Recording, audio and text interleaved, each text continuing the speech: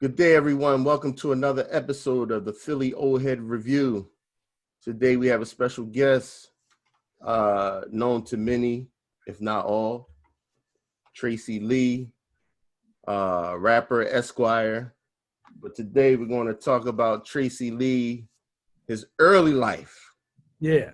Tracey Lee, the man, before the performer, before the Esquire. So I'll let him introduce himself. I'm sure, a lot of people know about you as the entertainer, but talk a little bit about your early life. Oh man. Okay. Well, what's good? Oh, you know what I'm saying? Family. You know what I mean? Yeah. This is a family affair right now. So, it's apropos that you propose this approach. You know what I mean? Like, cause you know a lot of the history. You know what I'm saying? Absolutely. So, we went to Girard together and all that. But yeah, man. Really, that's where the core of the MC comes from. You know what I'm saying? It comes from those early days of GC. It comes from, looking up to cats like Jazzy Jamwell, you know what I'm saying? Mm-hmm. And you know who that is, you know what I mean? Yeah. Mel, my man, big brother Mel. That's right. It comes from, when Jeff and, Prince and Fresh Prince and Cash and Marvelous used to come to the Armory and do parties, you know what I'm saying? And actually me calling cats out like at the party, you know what I mean? Because that's just how we did it when we wanted to battle. You saw somebody, you like, let's battle, you know what I'm saying? It comes from, being down Center City and being at the college fair, you know what I'm saying, and running into Steady B, you know what I'm saying, and saying let's battle right here and there. But the core of the culture, you know what I'm saying, from our younger days, we are the culture, you know what I'm saying? We are the foundation. So the core of it comes from when we was in school as youngins, listening to the music all the time, listening to WHAT, you know what I'm saying, with Lady B when she was on AM station, you know what I'm saying? Right. It comes from staying up, listening to, or not even staying up, listening to, Power 99 when, they only came on Sundays from 12 to 4, and you had to sit there with the tape deck, you know what I mean, and catch all the Jones coming in, because that was the only time slot you had, you know what I mean? These are the younger days. This is GC. This is when, we ain't do nothing but, you know what I'm saying, we went to school, we played ball, you know what I mean? Or whatever, you know what I'm saying, activity you was involved with, whether it be track, cross country, you know what I'm saying, baseball, basketball, what have you, and just, the brotherhood that we were able to develop, you know what I'm saying, and we're brothers to this day. These are the younger years. But before I even got to Girard, I was actually born in Buffalo, New York. And so I moved around a lot. My mom moved around a lot, just trying to find a way and make a way. And I didn't get to Philly until like 80, 81, you know what I'm saying? And then, we get into Girard and all of that. But yeah, man, that's these are the younger years, man. See, I never knew that. Buffalo, New York. I was born in Buffalo. I lived there for the first 5 years. And then we moved to Albany, New York. Then we moved to New Orleans, Louisiana. Then we moved to Baton Rouge, Louisiana. Then we moved to Wilmington, Delaware. Then we wound up at Girard. You know what I'm saying? So, yeah. Man. So, before Girard, what school did you go to? Oh, man. Which one? Let's pick one. Oh, man. At Buffalo, I think the name of that joint, I think it was, I went there for kindergarten, and I believe the name of the school was school number 44. I want to say that's it. And then for the first grade, that's when we moved to Albany. Can't remember the name. I think it was called Ravenna Elementary, and forgive me, this is a 50-year-old mind, so you got to forgive me if I don't remember it all. Keep moving up to Girard. Yeah. Then we get second grade, first and second grade, that was Albany. But in the middle of second grade, we go to New Orleans. And in New Orleans, I went to the second grade school called Schaumburg Elementary. Then we get to, we moved from one side of the city in New Orleans to the other side of the city, where I went to a school called Little Woods. Elementary. And then 4th grade, we moved to Baton Rouge, still staying in Louisiana, and I went to a school called Red Oaks Elementary for 4th and part of 5th grade. And then 5th grade, that's when we moved to Wilmington. And I went to a school called Harlan Elementary. And then 6th grade, I went to a school called PS. And then that's when 7th grade, I went to Girard, but then Girard was on strike that 82 year, 82, 83. You know what I'm saying? That was the same year the Sixers won the chip. So before the strike, I went to another school called Skyline Junior High. And then we get to Girard. You know what I'm saying? So talk about like when you first got to Girard, and for those people out there who obviously don't know anything about Girard College, is a boarding school in the middle of North Philly and Philadelphia. Not in the middle, but close to the border with West Philly, North Philly. It's a boarding school. Originally, it was a boarding school for all white males. Yep. And then orphan males. All white orphan males, come from fatherless homes. And then during the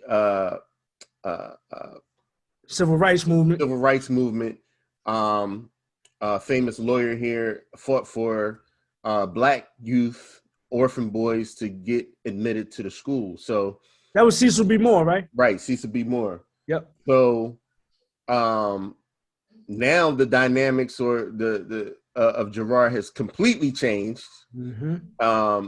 In the early 80s, they admitted girls to the school.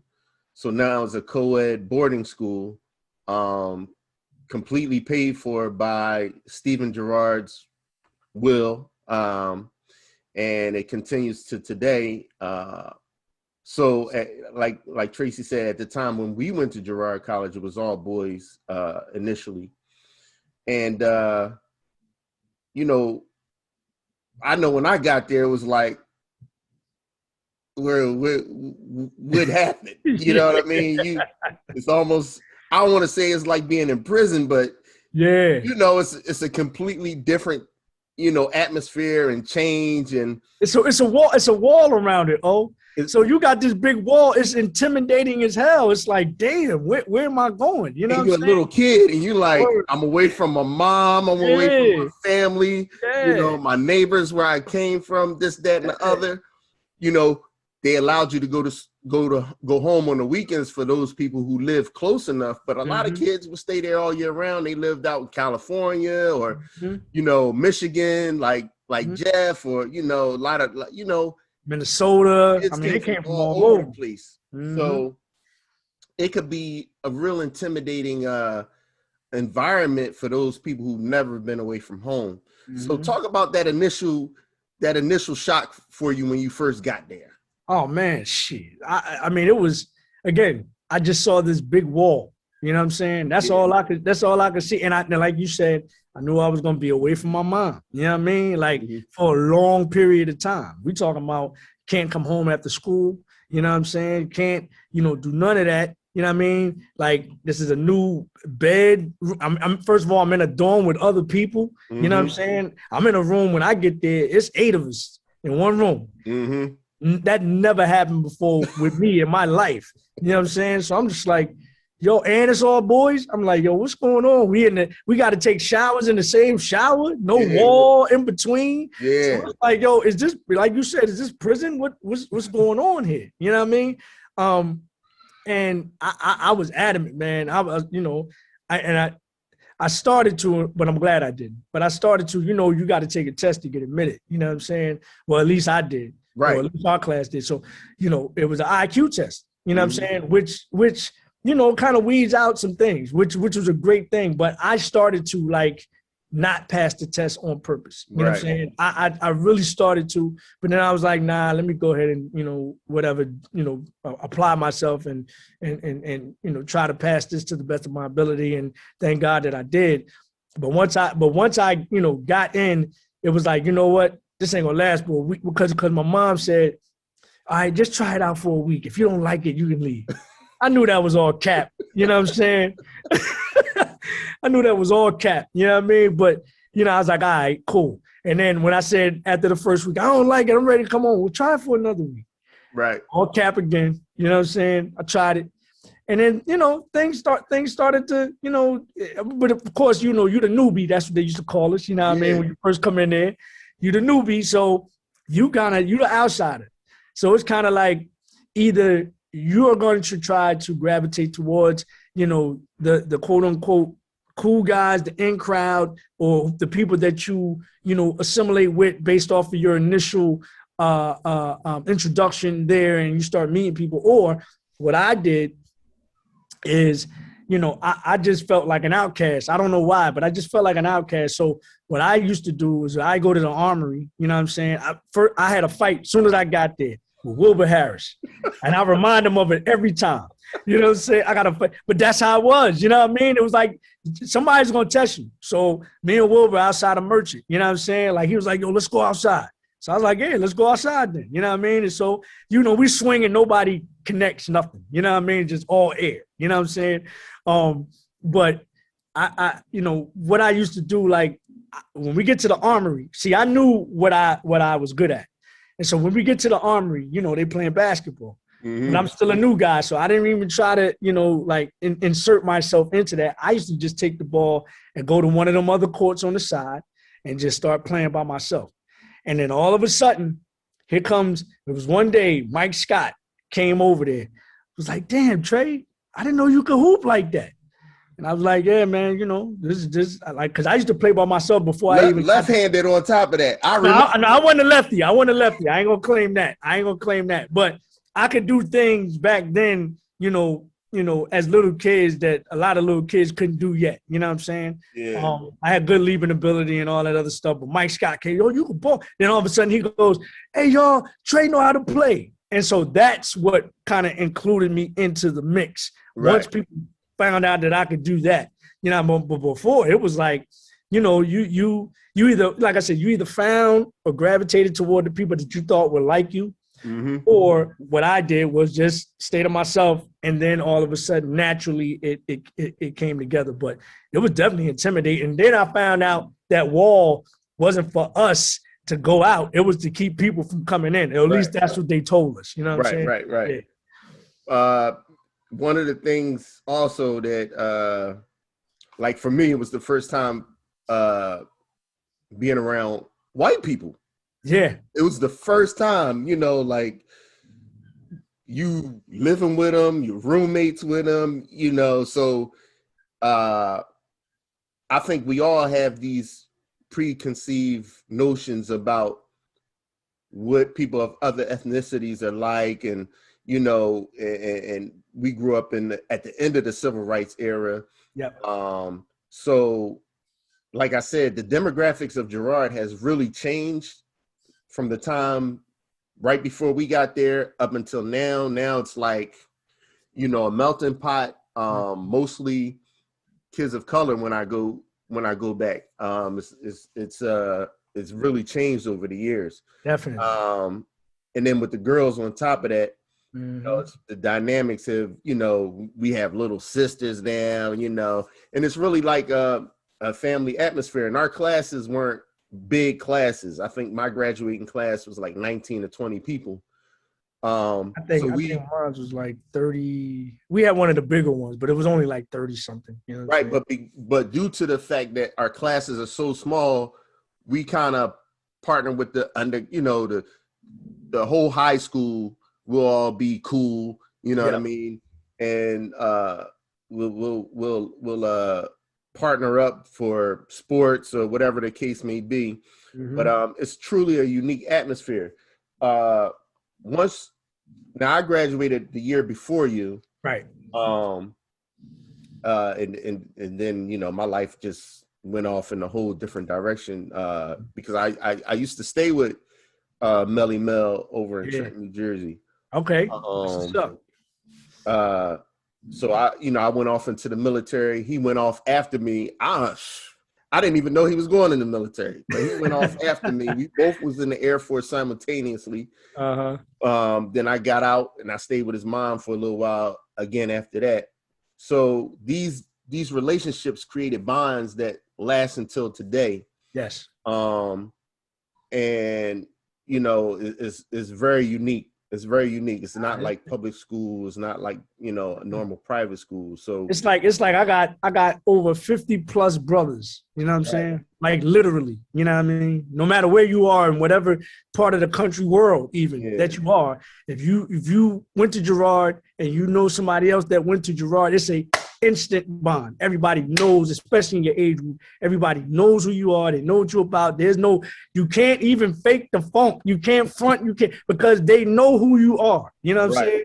And the thing is, we don't always agree on everything. Hell no. And we still battle and argue and stuff like that. But at the end of the day, we laugh it off. We brothers, you know what I mean? Right. And we respect one another.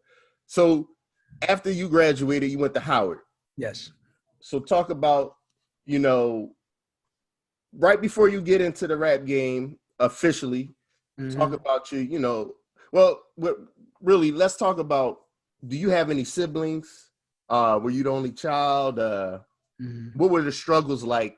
Because you said you moved around a lot. So I know that was a lot of stress as a young man that helped mold you to who you are today. But those are struggles moving around a lot like that. You know what I mean? So talk a little bit about that.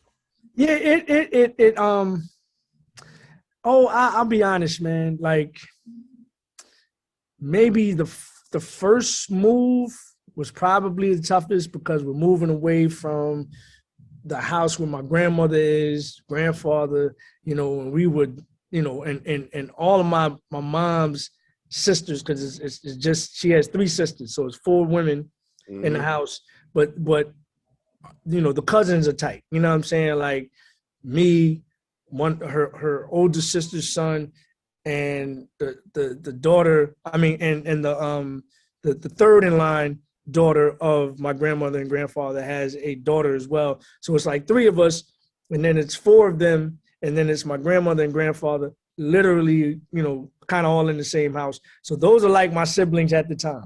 Right. You know what I'm saying? But I am an only child up until the age of 13 or 14, right? And that's by this time I'm at Girard. You know what I'm saying? So I'd say after that first move, getting away from that particular atmosphere, I think everything else was kind of like an adventure. It was, to me, it was like, okay, where we going next? You know what I'm saying? Because it's just me and my mom. All right, where we going next? You know, and I think getting that kind of exposure to other cities, even other cultures like New Orleans, that's one of my favorite places in the world. Because when I went there, it was different, man. It was like, I see my people here, but they not like my people that was in Buffalo. They not like my people that was in Albany. They got a different thing about them, the way they talk. Yeah, the food is excellent. I'm like, yo, what is this? You know what I mean? The crawfish, I never even, like, what is a crawfish? Right. Like little lobsters, you know what I'm saying? Little, you know what I mean? Little crab. I'm like, yo, what is this? Oh, and the flavor is crazy. What is this red beans and rice? What's going on here? Right. So I began to fall in love with traveling, you know what I'm saying? And experiencing different cultures at a very early age, just because of the fact that my mom, you know, had the intestinal fortitude to say, hey, man, I'm going to take a leap of faith and go over here and see what it's about. You know what I'm saying? Right.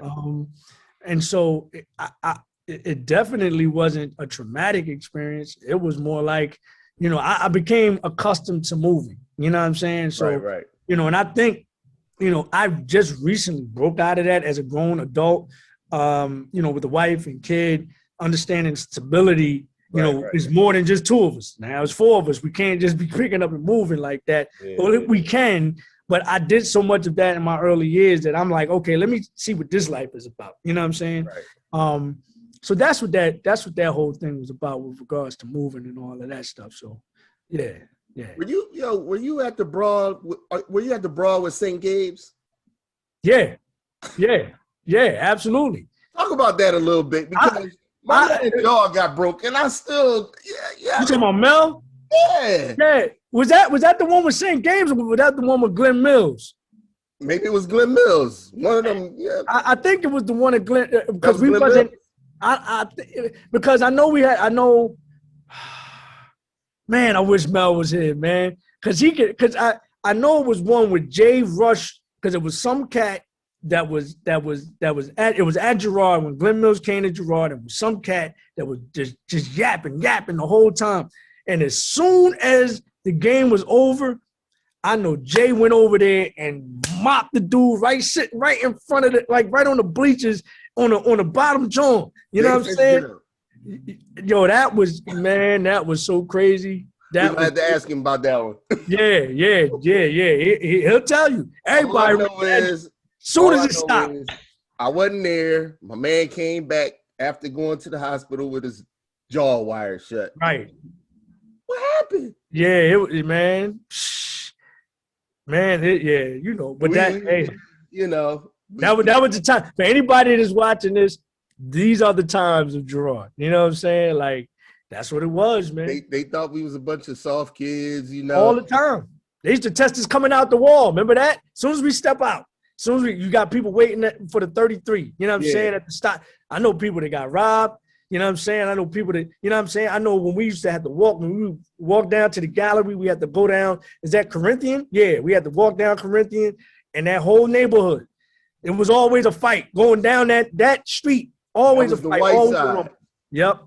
That was the white side. The other side, I mean, even that's changed now. The other side was the hood side. Yep. Fairmount side was the white side. If you go down the white side, you going, unless you went with, like, Matt Blindstein lived on Green Street. Right. So we could go with him. Right. Right. You know what I'm saying? But, yo, man, the whole dynamics of Philly have changed. But so after you graduated, you went to Howard. Talk about, you know, going to school and, you know, eventually getting into entertainment. Yeah, well, again, I think everything started at Girard. Like, I was trying to shop demos. I was shopping demos even while we were at Girard. So, you know, that hunger and thirst to you know, be a national recording artist was always there. You know, I idolized, you know, cats like LL Cool J, you know, the Run DMCs of the world. You know what I'm saying? The Melly Mells and the Grandmaster Cazes and the Kool Moe D's and, you know, all the cats that we grew up in, the foundation for us with regards to, you know, MCs. You know, I always looked up to that. So you know, we used to make our own demos even while we were at Girard. We would send them out, but, you know, we would never get any type of response. And so I think after I graduated from high school, I told myself if I didn't get a deal by the time we graduated from high school, then I was just going to go to, you know, Howard, become a sports broadcaster, because that's my second love. I love sports. You know what I'm saying? Mm-hmm. Most of us at Girard love sports. So, you know, that was the plan B, if you will. So we get.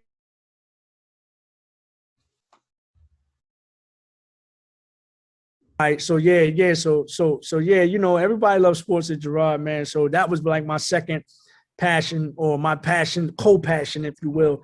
If I wasn't gonna become an athlete, you know what I'm saying? I got a couple offers, you know what I mean, coming out of Girard for basketball, Division II though, baseball as well. You know, I wanted D1, so my ego wouldn't allow me to go, you know, do more work, you know what I'm saying, on a Division II level, you know what I mean? So I was just like, you know what, I'm gonna go to Howard, become a sports broadcaster, major in communications. And, you know, when I went to Howard, I brought a couple GC cats with me, you know what I mean? Like Derek Campbell went to Howard, Devin Linton went to Howard, even Damon Jones was right at University of Maryland, you know what I'm saying? So it was a core of us that came down to the DC area, man, and it still felt like, you know, we were at Girard, you know what I'm saying? And we brought that Girard moxie with us, you know what I'm saying? Like, you know, we don't care what the setting is. We gonna, you know what I mean? We're gonna make our way and make our path wherever we are, you know what I mean? So, you know, so that was the early days at Howard. And just when I thought I was done with the music, I meet this cat named Derek D. Angeletti, who, for those that are watching, he's responsible. Him and my man Ron Lawrence are part of, you know, a crew of producers that was up under the Bad Boy umbrella called the Hitmen. Mm-hmm. And so D-Dot produced, you know, the Benjamins, Hypnotize, him and Ron Lawrence, Where I'm From for Jay-Z, Money, Power, Respect. I mean, the list goes on and on, man. I mean, they got a catalog of just bangers. You know, so Tunchi Turner? I ran into him, and oh yeah, Tunes. Yeah, we played ball against Tunes. When I saw him down there, because he went to Episcopal. You know what I mean? So when I saw, was it Episcopal? Yeah, it was Episcopal. So when I ran into him at Howard, I was like, oh, you know what I mean? And so he remember us, you know what I mean? Because he remembered Michael Leatherberry. You know, Leatherberry was the guy. You know what I mean? Right. Yeah. So but Tunes had came. He was your class. You know what I'm saying? So Tunes was here at Howard the year before me. So yeah, that's my man. Absolutely love Tunes. So, you know, meeting Dot, and then, you know, he kind of like, because he was MCing then, because he was a part of a group called Two Kings in the Cypher, and they eventually got signed. But I saw him rhyming. And so when I saw him rhyming, it was like, oh, yeah, the bug just hit me again. You know what I mean? So from that point on is where I said, I knew I was going to graduate and all of that, but my pursuit was to become a recording artist, a sound recording artist. You know what I'm saying? All right, that's story. So, what type of message you have for the youth today? I mean, it's totally different, and I know you became an entertainment attorney, for you know, you can mention your own reasons, but I think one of the reasons was to help bridge the gap a little bit with the people from the hood, to kind of educate them on the music industry, because a lot of people don't understand the music industry. A lot of people wasn't understanding you getting, you know, when your records or your albums or your recordings come out, you only getting 3 to 7 cents per. You know what I mean? You making your money being on the road, and that's a rough life unless you own your own masters. So, talk a little bit about, you know, what message you have for them, guys in the streets, you know, really just trying to be more of a positive, have a more positive outlook for these guys, because I think a lot of guys, they really don't understand, you know, and I think that's the mystery surrounding guys like Steady B, Cool C. You know, you thinking they making these records, they making money, but they not. And, you know, the greed comes into point. You got to maintain this personality, and you going robbing banks and stuff like that. So touch a little bit on that. Yeah, man, and that's a great question. Just like anybody else that thinks they're nice and thinks they're dope, you know what I'm saying, with regards to, you know, being creative and spitting and all that other kind of stuff, you think that, you know, and again, I'm included in that. You think that once you get that deal, that you're going to be, which is literally in the top 1% of people that are actually super uber successful with regards to making money in this game.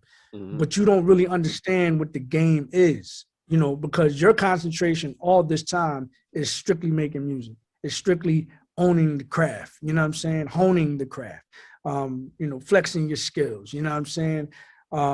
Feeding your ego, you know what I mean? You know, constantly reminding you and others that you're the nicest MC on the planet, which is fine, you know what I mean? Like, keep that thirst, keep that hunger, you know what I'm saying? Because that is what's going to drive you to, you know, hopefully make better music.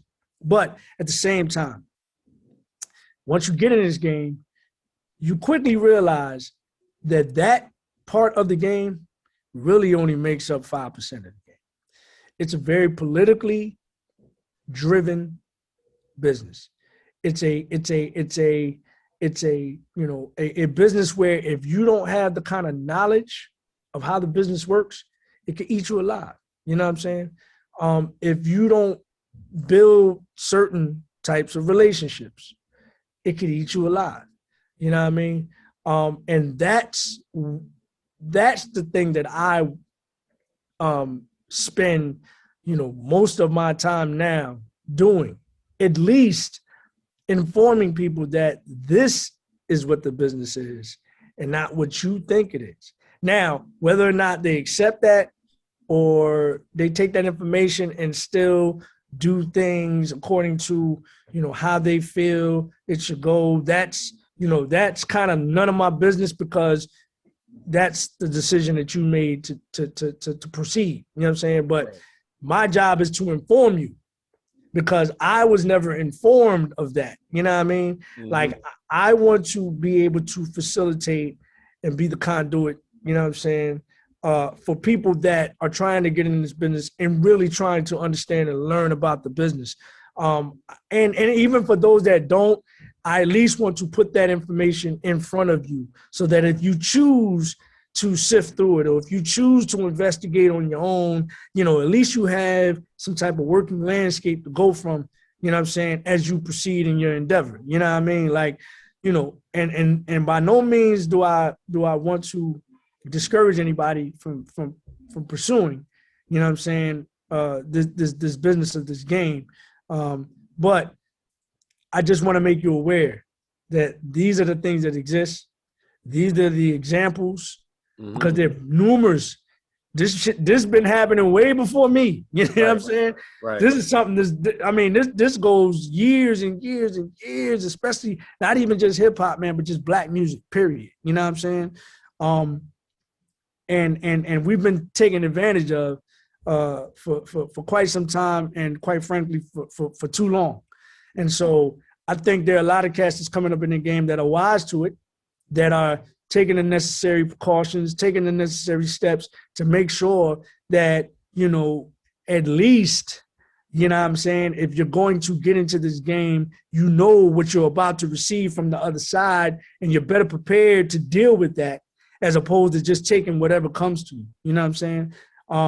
Not only is the information important, but also the team that you're surrounded by. That's important as well, right? Because you want to surround yourself around people that have your best interest as the artist, that are knowledgeable about the game, and that will, you know what I'm saying, be able to do the kind of things that you need them to do, and allow you to be that creative. Not to say that, you know, you don't have some kind of checks and balances, meaning that you don't, you know, pay attention to what your team is doing, because this is you. I'm speaking from an artist perspective.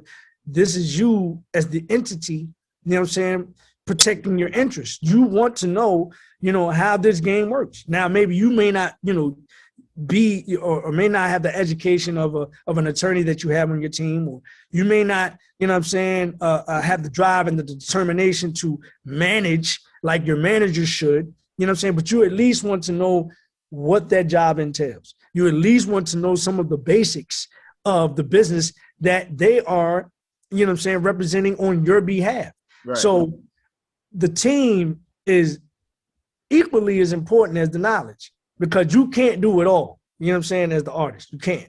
You know what I'm saying? At least you can't do it all up to a certain point. You know what I'm saying? Like, you can manage it from a smaller scale, but once your brand starts to get bigger and bigger and bigger, you want to make sure that you got the right people that are speaking on your behalf in every facet, you know what I'm saying, on your side or on your team, and not working in cahoots, you know what I'm saying, with people that you have to negotiate with, because there are a lot of conflicts of interest that happen in this game, you know what I'm saying, where you'll have somebody that works on your behalf, but then they're also in the pockets of the people that you're negotiating with. You know what I'm saying? Yeah, prime example of that wasn't really in the that comes to my mind wasn't in the music game, but it was in the boxing game with Mike Tyson, where he was making all that money, and only in America, taking his cash. Yep. So, you know, so yeah, you definitely got to be, you know, involved in all the decisions that's going on, and don't give it too much power of attorney to, you know, the people. I don't care how much you trust them, because people, you know, greed fuels, you know, it changes people. So facts. Definitely got to be educated and well aware of what's going on around you. And we, you know, we appreciate you letting the people know, you know, we're going to call you the people's attorney. You know? Man, I love that. You know what I'm saying? Absolutely. Because I give away, hey, listen, man, I give away free game. Like I never up to a point, that is. Right, you know, right. As long as it's not like labor intensive. But I give away free game. I never subscribe to the game is to be sold, not to be told. I never subscribe to that. That's utter bullshit. Like, I don't think you can move forward as a unit if you know what I'm saying, keep charging people for the game. The knowledge is free, man. It's what you do with the knowledge is what counts. But the knowledge is free. Like, I never subscribe to that. Yo, you got to pay me for me to tell you the trade secrets. That's bullshit to me. So before we go, I know you promoting Glory right now. You want to talk about that? Absolutely, man. I know you've been waiting on that. Absolutely. You know what I'm saying? Nah, because I'm just super proud of this project, man. It's because it's not just, no, it is the music. It is the music. You know what I'm saying? The core of it is the music. We have an album out right now called Glory. It's on all streaming platforms, and it's on TraceyLeeMusic.com. But the thing that we did with it, man, is we gave it, tentacles. We gave it, that extra stretch. And so that's where Glory, the manuscript, comes in for two reasons. Number one, since we're in a digital space, you don't get the inserts. You don't get to read the album credits like you used to in CDs and albums, stuff like that. So what this provides, with regards to the lyrics, you know what I'm saying, what we decided to do, because the album itself is heavy in lyrical content. It's heavy in messaging. It's heavy in disseminating information. And it's emotional because we wrote this album during the beginning stages of the pandemic and kind of gave you some foresight as to what was coming down the road. And that's exactly what happened, and it's still happening. So we felt like we wanted to document it. So, not only did it facilitate, being able to read the lyrics, but it also documented the time that we're in. And then in addition to that, when I gave it to my wife, as we were, because she has the publishing company, book publishing company, and she decided to publish this book. This is her first book outside of being a children's book that she published. And so she wanted to take it to another level. So, in addition to the lyrics, she decided to add photography. So we got photography from my man, Young Guru, who is the engineer and DJ for Jay-Z. We got photography from OJ's, who actually produced the entire album. You know what I'm saying? But this is another one of his gifts, both of them, outside of what they do, they have a great eye, you know what I mean? And then we got photography from my man, Mark Samuel, who went to Girard, you know what I'm saying? So we included that in here. And then, and not only that, we also have journal entries, which, it's a 12-chapter book. So I give you a journal entry for each chapter just to give you a peek behind the curtain and, some insight on each song that we put in the book. And so, again, we have the music, the album, Glory. We have Glory, the manuscript, which is also available on TraceyLeeMusic.com. And then we also have the third tentacle to this project, which will be the visual album that is coming down the road. So, and we felt like we had to put all of this together because let's be honest, the game is saturated. There are a lot of, artists out there, some good, some awful, but nevertheless, it's saturated. You know what I mean? So how do you find your space? Right. How do you carve your niche? And so this is how we do that. You know what I'm saying? We add this element to it. And so, yeah, again, can't stress it enough. Go to TraceyLeeMusic.com, TraceyLee music.com, and get Glory, the album, and Glory, the manuscript, the book. We'll have that posted below. And any last words, Mr. Lee, and congratulations to Mrs. Lee for her publishing. Oh, thank you, man. And make sure you give us her information so we can post that as well. We want to promote her too. Absolutely. Especially with them children's books. But yeah, man. Nelson Publishing Books. NELSON PUBLISHING. Books. Right. BOOKS. Nelson Publishing Books. We're gonna have it listed below. Yes. To the youth, any advice for them? We living in crazy times right now. Unfortunately, we don't get to just throw our hands up and come back and play tomorrow like we used to. So, any last words to our youth out there? Oh, absolutely, man. Listen, live each day to see tomorrow. You see what I'm saying? Live each day to see tomorrow. I know the cliche is live in the now, and I get it because you live in the present, but at the same time, we're trying to preserve life. You know what I mean? Because you don't know. You think that, today is it. You know what I'm saying? Nothing goes past tomorrow, but then when you shock yourself and live past tomorrow, or live past today, are you prepared? You know what I'm saying? So you want to live each day for yourself and for your brother and your sister to see tomorrow. That's the preservation of life. That's how we keep this thing going, man. And especially for our community, for our culture, for our people, Black people, you know what I'm saying, in America. Absolutely. People of color. I think that's the term we want to use now. You know what I'm saying? Right. But you want to preserve our people, man, because they are counting on you to do their job. You know what I'm saying? That is their mission every day that they get up. And I'll let you figure out who they and them are. You know what I'm saying? Mm-hmm. But that's their plight. So we're helping them out. You know what I'm saying? You don't want to do that. So I just say, live today to see tomorrow. And that is my advice. See past your nose. Get educated. That's right. Understand what's going on out here. Education is the key, man. Education is the key. You know what I'm saying? They didn't want me as an MC to go get a JD and become an attorney. Trust me. Trust me. They didn't. You know what I mean? Because when that happens, you cutting off a little bit of their, power. You know what I mean? Absolutely. Control. Absolutely. And the ability to share it with others. That's the dangerous part. Right. And so, if I kept it to myself, it'd be something different. But for me to give it to everybody else, oh yeah, nah, we got a problem. But once you get that, and you haven't said this to me, I know you get invitations to try to bring you in a little bit closer. Oh yeah. You know what I mean? To kind of like water you down a little bit. Yeah. You feel me? So yeah. Either that or they don't want to talk to me, because they know I know. You know right. what I'm saying? Exactly. Yeah. So we want to thank you, man, my brother. One of my younger brothers. Yes. Proud to call you big bro. You know what I mean? No, I think we the same age, though. I graduated a year early, so. You graduated 70? I mean, you were born in 70? I was born in 70. When's your birthday? 2 days from now. Oh, okay, yeah. So you're still big bro. That's good. Yeah, you're still big bro. Yeah. So we want to thank you for blessing us with your time, man, and keep doing the good things that you're doing out there, and hopefully we'll get to see each other again at our yearly event. 2022, man. I'm looking forward to that, man. I can't wait. Yeah, and just get to see each other in person. I'm around, and keep us informed about any beneficial things going on when you come to the area. Yes. So we can possibly meet up and get together and just chit chat. Absolutely, brother. Absolutely.